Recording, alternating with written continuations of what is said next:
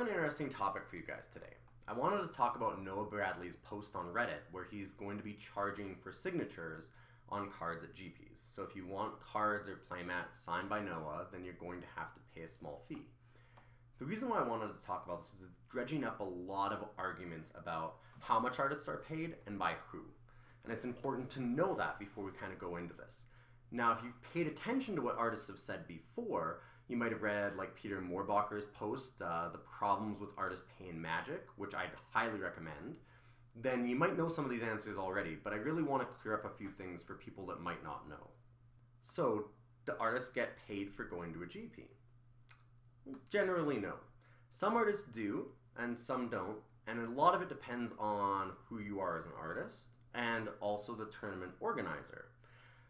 Recently, Noah got paid to go to Star City Games. Now, he didn't actually get any money for working the event. He just got his expenses covered. That seems to be about the best deal that an artist can make nowadays. Jeff Mercola talked about this exact phenomenon as well, trying to dispel the myth that artists are paid an appearance fee by the tournament organizer, because there is a lot of confusion about this. How much does Wizards pay their artists?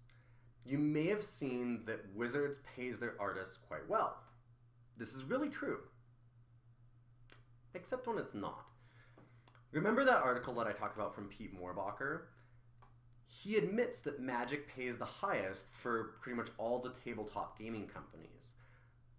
But as he also points out, Magic is huge in comparison to most of them, and the actual percentage of a profit that an artist gets for their work is probably much smaller for Magic. Can I say that for sure? Not really. We don't have the full numbers, and no artist can openly disclose that. So it's going to be really tough to know all about it. There was speculation at one point on what a print would cost for Wizards to buy from an artist, and it seemed to be around $1,000. But there's really no way to know. One thing we can know is that nobody's going to art school to try and get rich. Well, if artists are only making $1,000 per print, where are they making their money? How do they have this as a job? They must make money from playmats, sleeves, other things like that, right? Well, no. That was one of the biggest problems that Pete outlined in his article a year ago, was that Wizards has exclusive deals with companies like Ultra Pro to print all of the art from Magic onto their sleeves. These are really lucrative. They're licensing deals. Once an artist sells their print to Magic, all of the licensing goes to Magic. They're sending all of the intellectual property rights over to them. What that can mean is that an artist could be largely responsible for the creation of a character in Magic.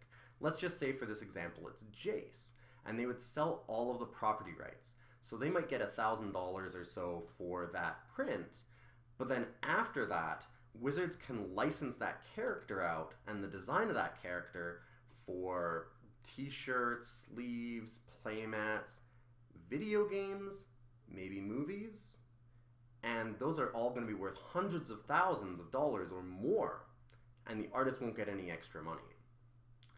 So how does all of this tie back into the GP signing fee? Well, a lot of people are pretty unhappy about it.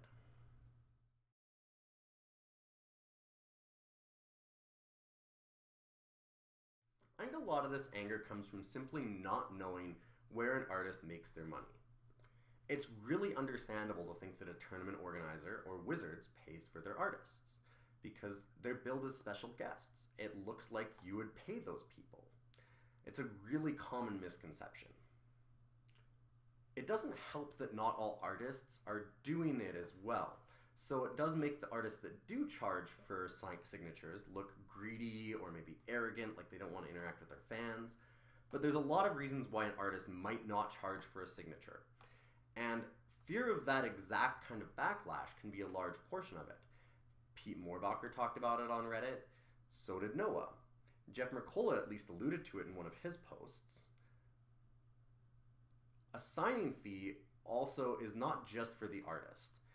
There were some people like Paulo Vitor da Medeirosa that talked about not being from a tipping culture, and that having an actual set fee makes it just a lot easier and clearer for somebody like them to know how much to pay an artist so they can keep coming to GPs. Because if they can't make money at this, then they won't be able to come.